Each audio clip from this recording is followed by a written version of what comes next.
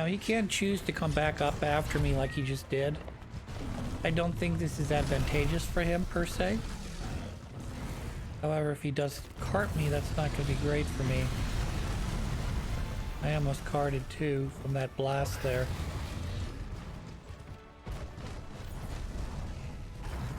Alright, we're back to full life again. Not terrible. I mean, you can see how the fight generally... Huh? Gonna get me again, apparently. You can see how the fight can ebb and flow. Oh, I'm fucked. Okay, I got out of his range again. It's weird. If you get out of his range, it does no damage to you. You're in his range, you'll cart. It's really bizarre. I shouldn't say it's bizarre. It's just weird to me, like how little it seems to matter. If you're out of range, great, no problem. You're in range, cross your fingers.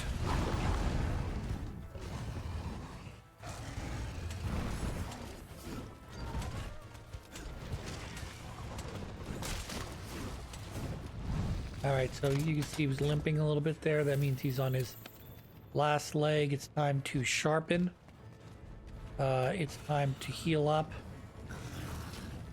And if you have barrel bombs, this is where you'd be putting the barrel bombs down once the Teostra hits its sleeping area, which will sort of milk a little bit to pick up some more mining crops.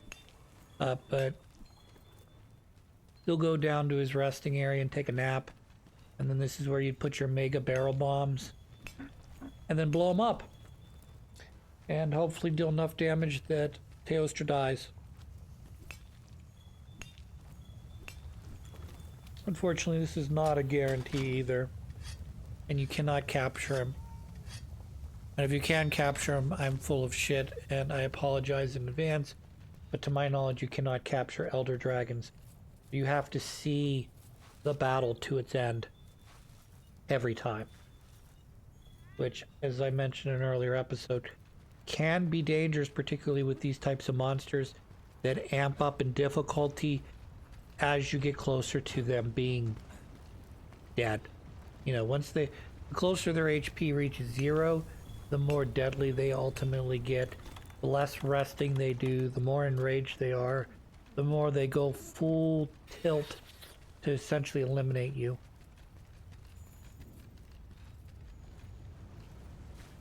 So having things like barrel bombs to do, you know, 100, 200 damage per bomb helps to really whittle down a monster, particularly whenever you're only doing in the 20 to 50 damage range, you know.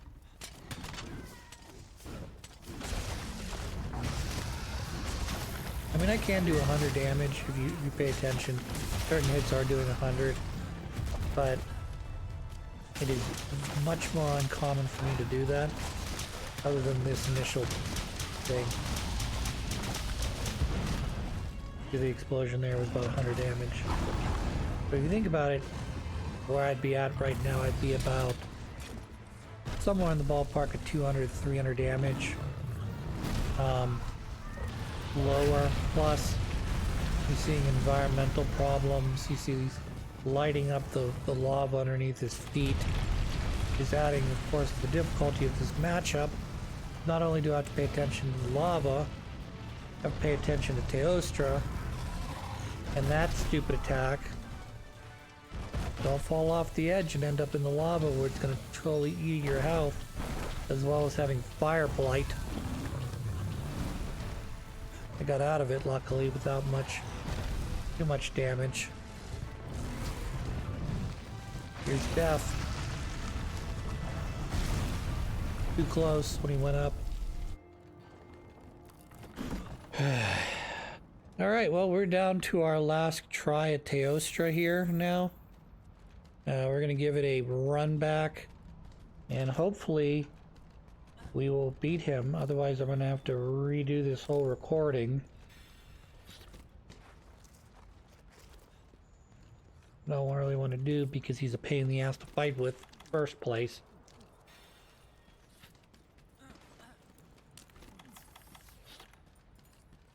See, I brought bombs this time. I brought the mega barrel bombs to put by his face while he's sleeping. And if should he live, I have backup large barrel bombs to spank his bottom with.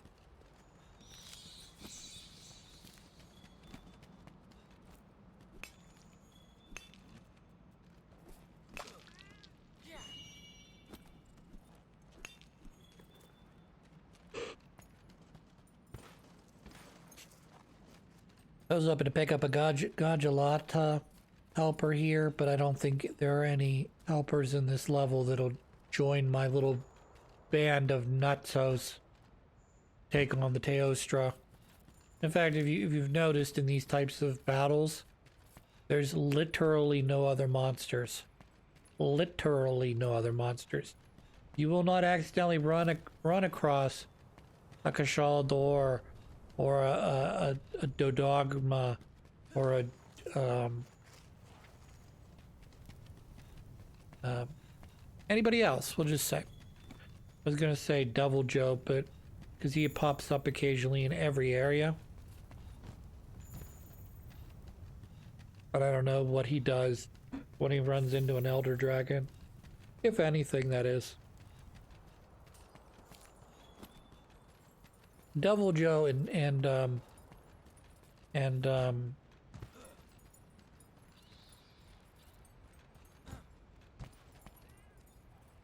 forgot his name. I forgot her name again.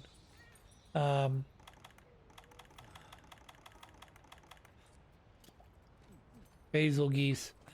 They tend to punch above their weight in terms of fights, though. Like Basil and Devil will fight each other and like do big damage to each other in their turf war. But fucking Devil Joe doesn't give a fuck. He doesn't fucking. I mean, I'm not 100% sure he has a turf war with any Elder Dragons, but he's the type of fucking non-Elder Dragon monster you would run into that would just be like, nah, I'll chomp him. I mean, yeah, he might be an Elder Dragon, but I'll still fucking rip his throat out. Because I'm fucking Devil Joe, you know? The fact that I wasn't invited to the Elder Dragon community, you know, doesn't mean that I don't hit like a freight truck and make you all piss your pants when you see me. Fuck the pickle.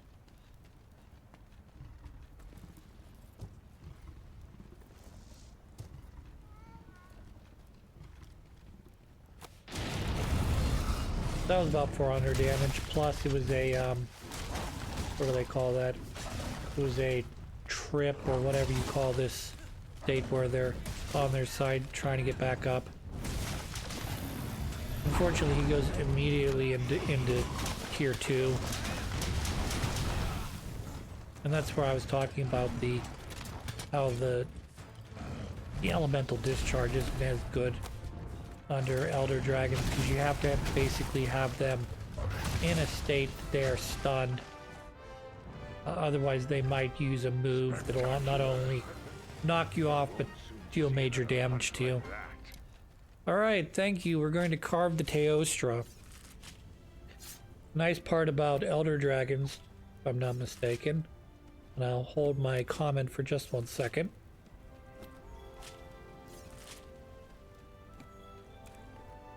Alright, I was wrong. I was going to say, I thought because you had to capture, or you could not capture the Elder Dragons, I thought they gave you another drop. Like, I thought you got 4 drops instead of 3 from them. But they're just like every other monster, where you only get 3 carves from them, plus whatever bonus materials you get from finishing the quest.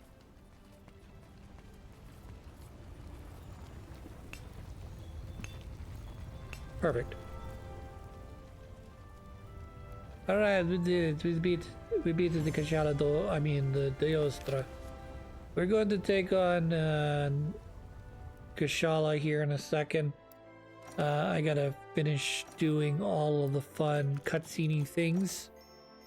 And then I'll cut out the prep time. And we'll be fighting Teostra here in a moment. Fine work. You did good. I see your Elder Dragon investigation went smoothly. Doing some fine work out in the field. For some new, are you okay to handle anything? By the way, I've been meaning to suspect scholars a number of times. Term the Elder Dragons riled up, even though they shouldn't be. It's all out of the ordinary. Should be something or other. Something they keep regrouping at the Elder's Recess. Something about that. Even if so, been searching for all this time. So basically, he's trying to lead up to the point that once we take out the remaining of the Elder Dragons, there's going to be another Uber Elder Dragon we're going to fight afterwards, which will serve as the quote-unquote final boss of the vanilla experience. Now we've made our prep. This monster, I believe, if I remember correctly, is a ice-based, wind-based monster. So we equipped it anti-wind, anti-ice armor, which is primarily, as you can see, Legiana equipment. But I do have some of the You'll find the Kushala Daura's roost higher up.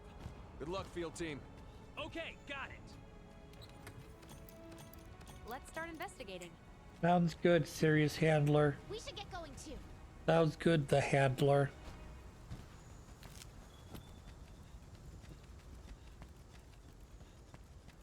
I know I've said it before. I don't really mind this handler. I know she was, in terms of my Monster Hunter timeline, she was the first one I sort of ran into. I didn't really understand why people didn't like her very much, but as I've played other Monster Hunter games, including not all of Generations, I played low rank of Generations, so I got a lot to play there, but I kind of put it down when Monster Hunter something came out. Not Wilds, the one between.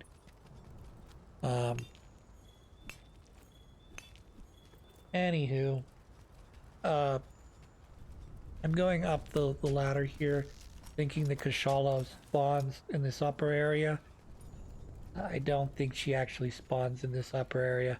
I think this is just sort of where she'll eventually end up once you've dealt enough damage, and she needs to go to sleep, quote unquote, back to her nest.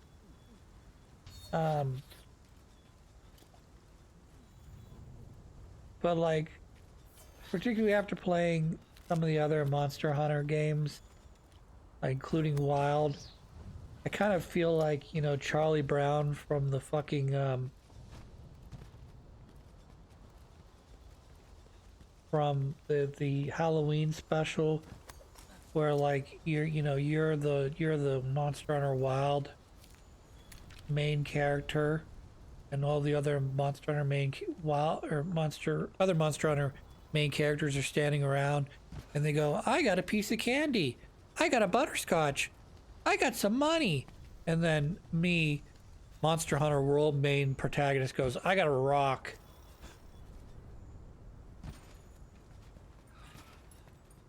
And then you go to the next house and it's like, "Wow, I got 2 lollipops, I got a whole candy bar." And then you look in your bag and go, "I got another rock." Which, side story, even though we're not in Halloween season, someone actually did put a rock in my fucking, what do you call it, 1 year, candy thing. So I wanted to see if I could pass it off on a kid. So like when I was like 18, 19, or 20, and I was still living with my parents, or no, I guess it was after that. I was graduated from college, and I was living with my parents briefly after graduation, and I remember we were handing out candy, and we were handing out different candy bars, and I'd taken a rock, not a big rock, but a rock about maybe the size of your fist, maybe a little smaller depending on how big your fist is, and I just sort of kept it off to the side next to the candy bowl in our house, So when the kids came up, you'd hand them out the candy. And randomly, I saw this one kid come up. And I was thinking he was paying attention. He wasn't paying attention, so I took the rock and put it in his bag.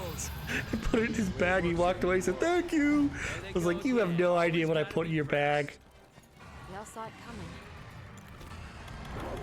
So this is Kushala door.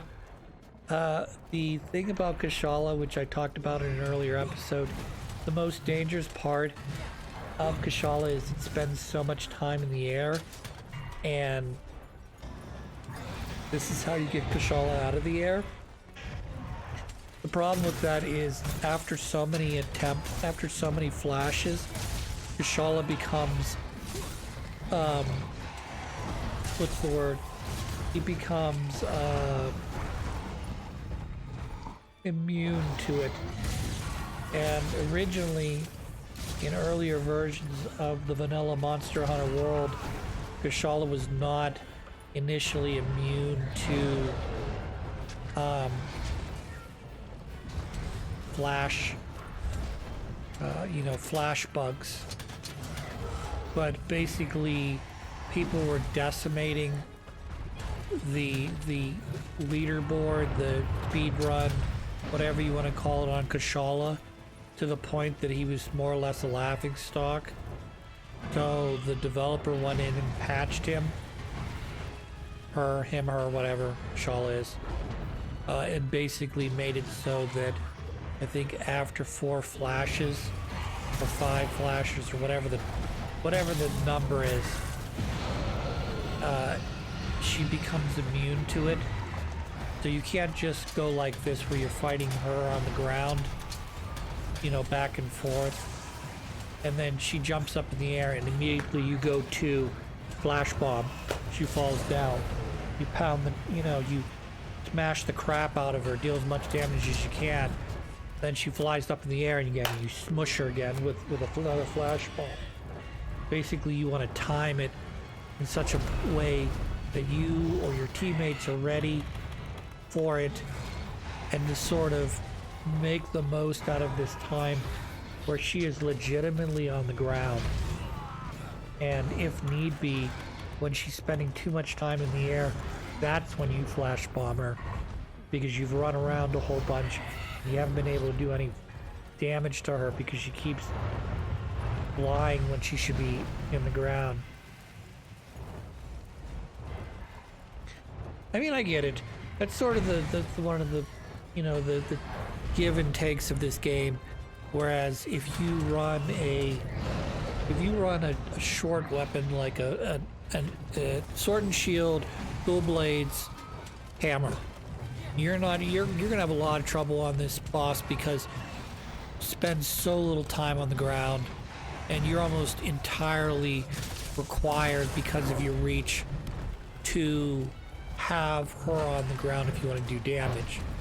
Now, long weapons like charge blade, great sword, long sword, charge axe, you could probably be okay. It's not as detrimental, though. As you can see, I can't really reach her either in most cases when she's flying. However,